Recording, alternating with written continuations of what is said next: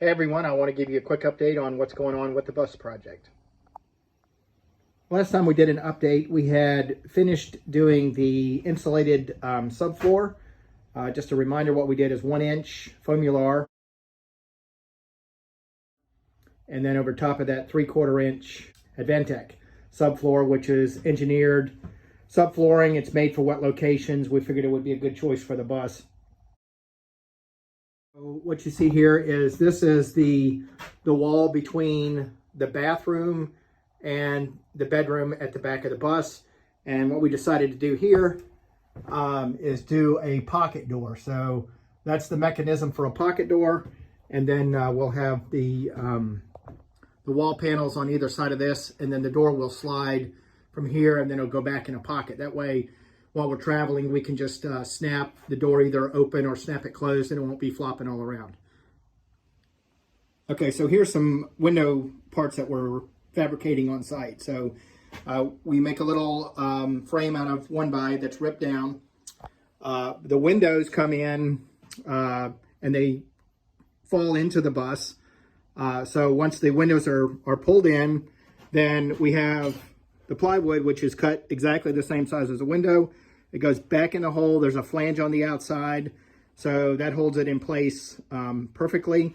And then we take the wooden frame that we've made here, and that goes up there, and it goes back with the same clips that originally secured the window, and then it's caulked up all the way around and weather tight. Now from there, on the outside of the bus, we've ordered some skins that are 18 gauge galvanized or galvannealed metal that will just go over and cover over all of the windows that were deleted.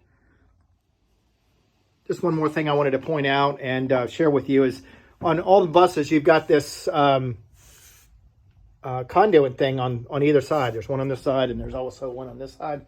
So we had to take that piece down to work in this window, and what we found in there was just a massive amounts of electrical wires and network wiring, Cat 5 wiring. And it's the typical gray, and then you've got a purple one here, and then up here you've got a green one. So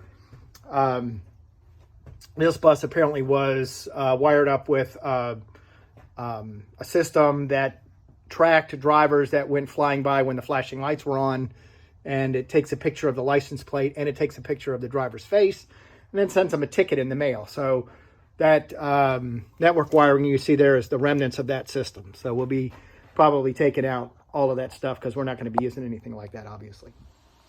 And this is the outside of the bus where you can see the plywood inserts are going in where the windows once were. And the other side, we'll continue to work that along, and then we'll put the skin on the outside. So every one of these emergency windows has got a latch right here. And if the emergency window is open, there's an alarm that goes off. So when we take the window out, it leaves us with a wire that is hanging out. So we've had to figure out what to do with the wire because we obviously don't want the alarm to be sounding nonstop and not have the bus start or whatever it is. So we had to do a little bit of experimentation with that and figure out what to do with the wires. For now, we're just capping them off, and we will probably go up into the little conduit thing here and just go ahead and pull those wires back to the source. And here's one other thing that we've decided to do too. There's a lot of how-tos on YouTube and what have you about how to do the subfloor, and there's some discussion about just gluing it as a shortcut, just gluing it to the floor.